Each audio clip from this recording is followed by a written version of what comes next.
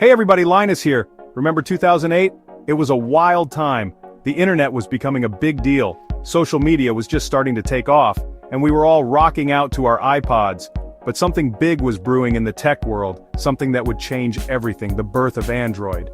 Yeah, Android 1.0 was a bit rough around the edges, but it was the start of something truly revolutionary.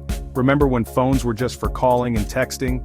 Those were simpler times, but deep down we all knew phones could be so much more. Then in September 2008, a little green robot stepped onto the scene ready to shake things up. Now, Android 1.0 wasn't about flashy features or fancy designs. It was about giving us, the users, the power to customize our phones like never before. Imagine a world where your phone could be exactly what you wanted it to be. That was the promise of Android.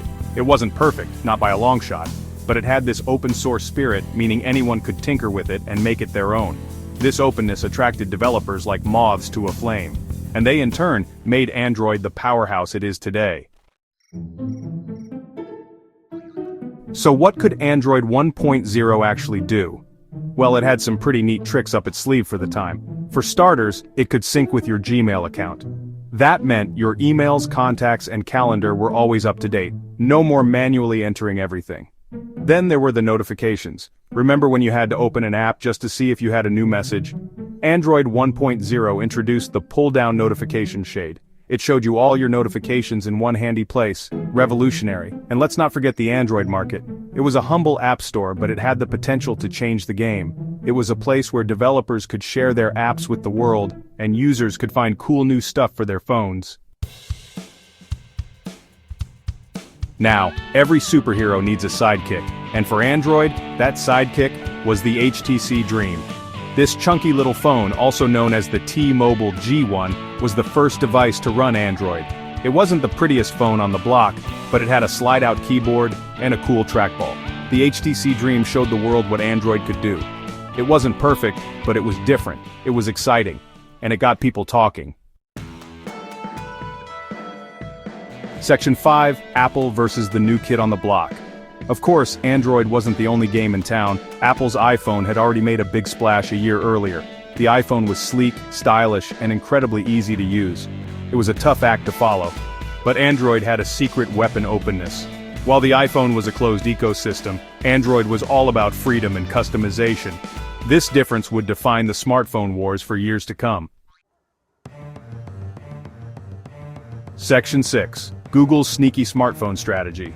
Now you might be thinking, why would Google, a search engine company, want to make a phone operating system? Well, Google was playing the long game. They knew that the future was mobile, and they wanted to be at the heart of it.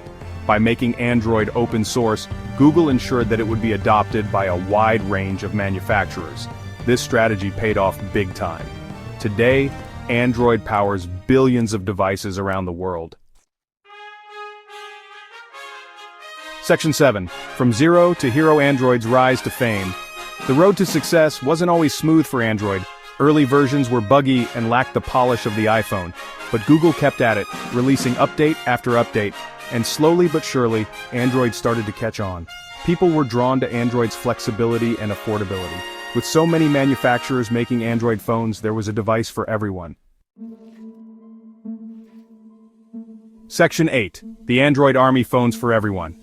One of the coolest things about Android is the sheer variety of devices it powers.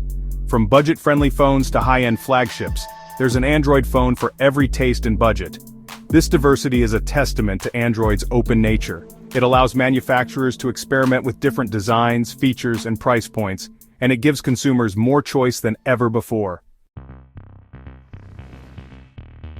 Section 9. Android's legacy still going strong. So, here we are in 2025. Android has come a long way since its humble beginnings. It's the most popular mobile operating system in the world, powering billions of devices.